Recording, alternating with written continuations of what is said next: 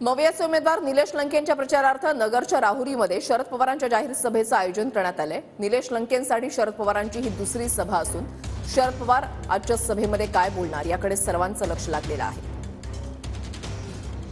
अहमदनगरला महाविकास आघाडीचे उमेदवार निलेश लंके यांच्या प्रचारार्थ आज राहुरी येथे शरद पवारांची जाहीर सभेचं आयोजन करण्यात आलं आहे आणि साधारणतः 11:30 वाजता ही सभा पार पडणार आहे। त्याआधी बघतो की सगळे संपूर्ण तयारी जी आहे ती या ठिकाणी पाहायला मिळते आहे आणि आज दुसरी सभा जी आहे ती शरद पवारांची होणार आहे। याआधी नगर शहरामध्ये शरद पवारांची सभा झाली आहे आणि त्यानंतर आता राहुरी येथे या सभेचं आयोजन करण्यात आलं आहे।